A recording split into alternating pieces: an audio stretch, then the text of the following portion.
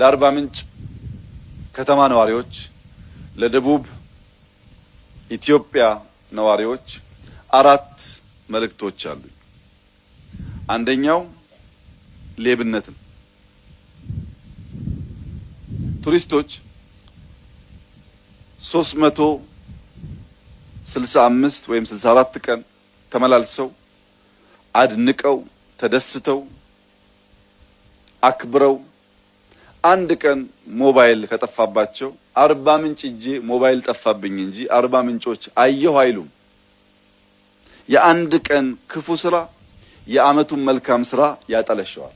አንድ ሞባይል መስረቅ የዚያን ዜጋ የዛን ግለሰብ ህይወት አይቀይርም፣ የብዙ ዜጎችን ስም ግን ያጠለሻል። ቱሪስቶች እኛ ከተማ ሲመጡ እንኳን ፈቅደን ወደን አቅደን መስረቅ ቀርቶ ቢወድቅባቸው ቢረሱ እንኳን አንስተን የምንመልስ ታማኞች ብንሆን ተመላልሰው ይመጣሉ። መልካም ስማችን እንደ መልካም መዓዛ በዓለም ሁሉ እንዲዳረስ ያደርጋሉ። በምድርም በሰማይም የከበረ ማንነት ይኖረናል።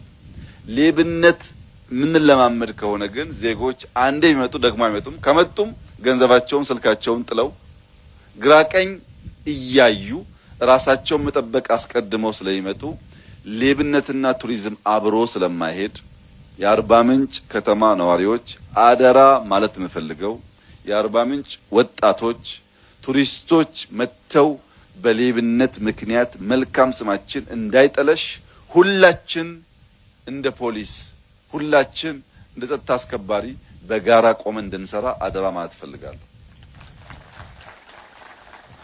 ሁለተኛው ሰላም ነው። መቼም አርባ ምንጭና አካባቢው በሰላም የሚታማ ህዝብ አይደለም። በጣም ፍቅር የተሞላ ሰላማዊ ህዝብ ነው። 4 ሰዓት 5 ሰዓት 6 ሰዓት ብንንቀሳቀስበት የሚያሰጋ ነገር የለም። ይህ መለያችን ሀብታችን የሚቀጥል መሆን አለበት። ሰዎች መጥተው የሚተኙ ሳይሆኑ ተንቀሳቅሰው ገንዘብ የሚያወጡ እንዲሆኑ የሰላም ጉዳይ ከምንም በላይ ጥንቃቄ ይሻል። ቱሪስቶች ሰላም ከሌለ ወደዚህ ለመምጣት ስለማይደፍሩ። ሶስተኛው ጽዳት ነው። ባለቤት ያለው ከተማ ዜጎች ያሉበት ሀገር ወይም ባለቤቱ ራሱ የሚኖርበት ቤት አይቆሽሽም። ሰው የራሱን ቤት ውሃ ጠጥቶ በየቦታው ላስቲክ አይወረውርም። ሶፍት ጠርጎ ሳሎን በየቦታው አይጥልም። ቤቱ ነው ይጠብቀዋል። ማጽዳት የሱ ስራ እንደሆነ ያውቃል። ዜጎቿ የሚኖሩባት ከተማም እንዲሁ ናት። ሰው ዝም ብሎ አይጥልባትም። የራሱን ከተማ ሰው አያቆሽሽም። መትከል ብቻ ሳይሆን ማጽዳት፣ አለማቆሸሽ፣ ይህን ተፈጥሮ መጠበቅ የአርባ ምንጭ ሰዎች መለያ መሆን አለበት። ኑሯችን በሚፈለገው ልክ ያማረ ላይሆን ይችላል። ሀብታም ላንሆን እንችላለን። ዛፍ መትከልና ማጽዳት ግን ምንም አይከለክለንም። ጽዳቱና ዛፉ ብቻውን ያነሰ ነገራችንን በተወሰነ ደረጃ የሚሸሽገው ብቻ ሳይሆን የበለጠ እንዲመጣ የሚጋብዝ ነው።